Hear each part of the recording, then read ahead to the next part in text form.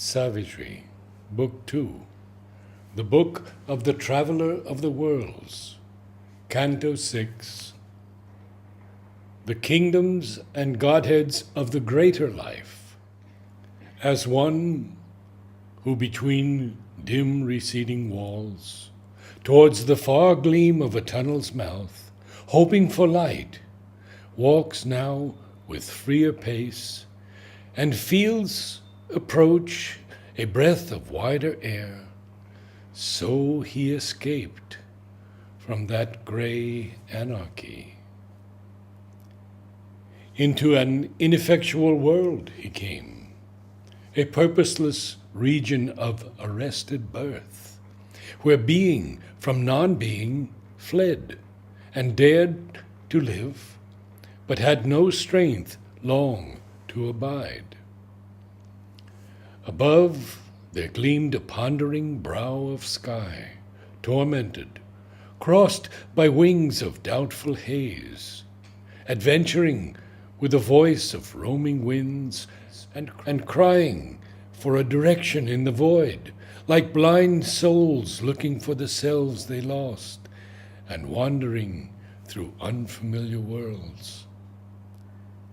Wings of vague questioning met the query of space. After denial dawned a dubious hope, a hope of self and form and leave to live, and the birth of that which never yet could be, and joy of the mind's hazard, the heart's choice, grace of the unknown, and hands of sudden surprise, and a touch of sure delight in unsure things. To a strange, uncertain tract his journey came, where consciousness played with unconscious self, and birth was an attempt or episode. A charm drew near that could not keep its spell, an eager power that could not find its way, a chance that chose a strange arithmetic, but could not bind with it the forms it made, a multitude that could not guard its sum, which less than zero grew and more than one. Arriving at a large and shadowy sense that cared not to define its fleeting drift, life labored in a strange and mythic air, denuded of her sweet, magnificent suns. In worlds imagined, never yet made true, a lingering glimmer on creation's verge, one strayed and dreamed and never stopped to achieve.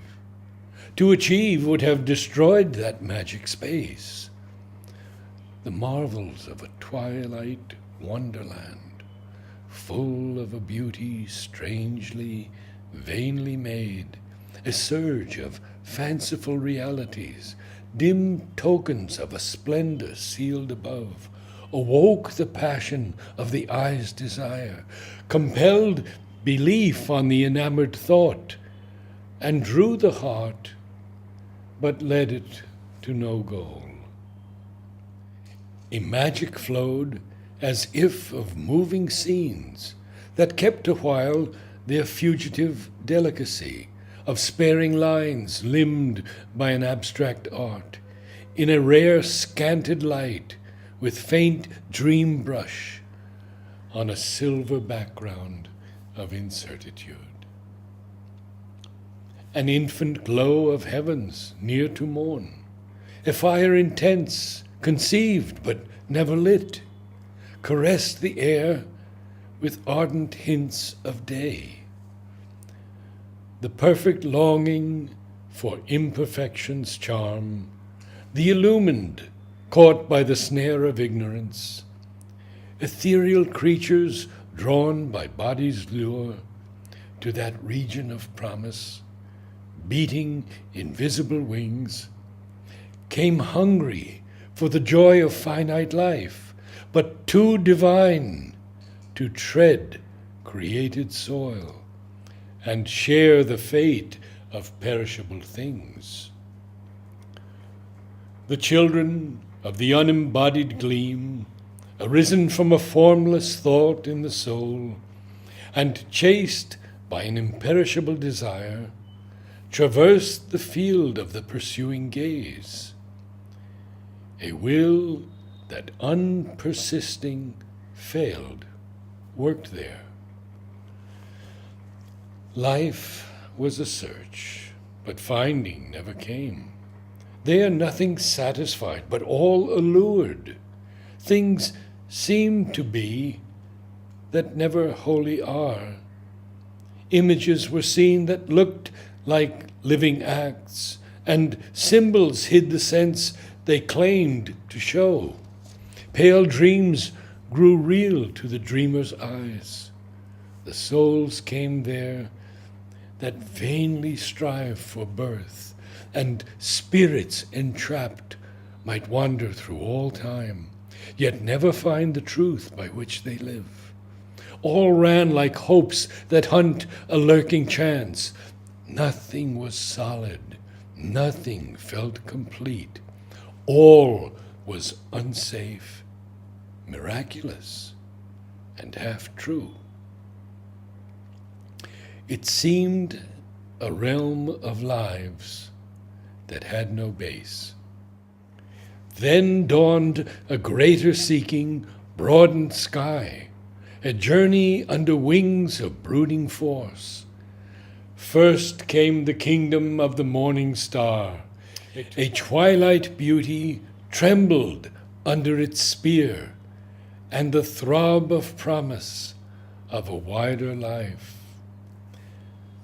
Then slowly rose a great and doubting sun, and in its light she made of self a world.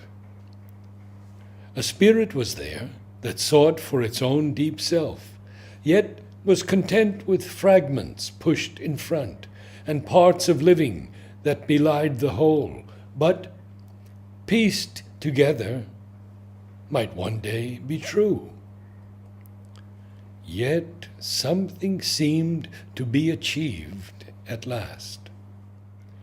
A growing volume of the will to be, a text of living and a graph of force, a script of acts, a song of conscious forms, burdened with meanings fugitive from thought's grasp, and crowded with undertones of life's rhythmic cry, could write itself on the hearts of living things.